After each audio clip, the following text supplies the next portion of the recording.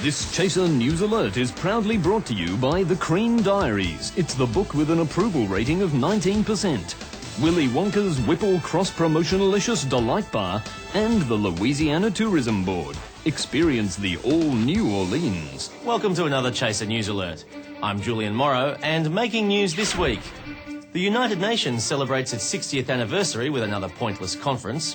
Kevin Rudd appears on the 7:30 Report, Lateline, A Current Affair, Sunday and The Insiders to deny he's addicted to the media. And North Korean leader Kim Jong-il abandons his nuclear program in return for American hair care products. But now to our top story.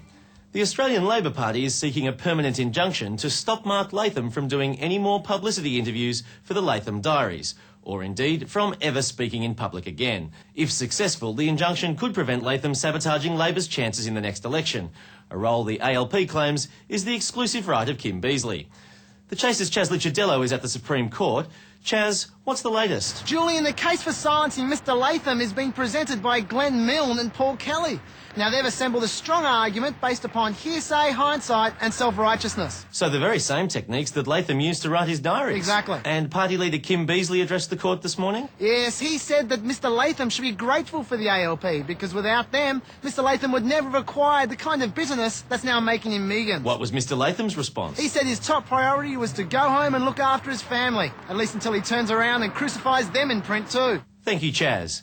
In other news, the government has unveiled its new plans for the sale of Telstra. Chaser analyst Andrew Hansen is standing by. Andrew, how will the new round of Telstra shares be sold to investors? Well, Julian, in a somewhat desperate move, the government is offering the shares for $2 each in discount stores like this one. So essentially the shares are going out the door at crazy prices? Yes, just like Sol Trujillo will when they activate his termination clause. And what are market analysts saying? Well, Julian, for years we've had trouble figuring out whether Telstra was a brutal monopoly or a mismanaged dog.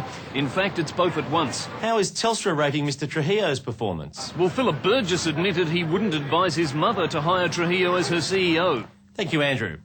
Now to sport, and Sydney Swans captain Barry Hall has been suspended for striking, not by the tribunal, but under the government's new industrial relations reforms. Meanwhile, the AFL has announced its plan to include a Victorian team in the grand final by 2008. AFL chief Andrew Demetriou says he's determined Victorians should become part of the game, and not just its sex scandals.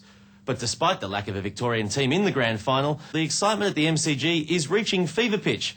Let's cross now to our chief sports commentator, Dominic Knight in Melbourne. Dom, word has it the AFL wants to transplant a franchise from Western Australia into Victoria in the hope of developing some football culture there. Yes, and as a Fremantle fan, I find that outrageous. If the Dockers move, I'm never wearing purple, white, green and red ever again. Probably not a bad thing. Meanwhile, I believe the Victorian clubs maintain they're being very competitive. That's right. Carlton President Ian Collins insists that the competition for the wooden spoon is more intense than ever before. And with good reason. These things can be sold for $1 each, 2 million more, and Carlton might break even. Thanks, Dom.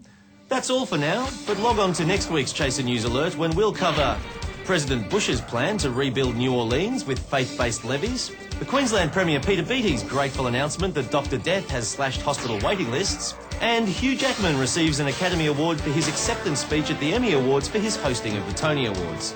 That's coming up on your next Chaser News Alert.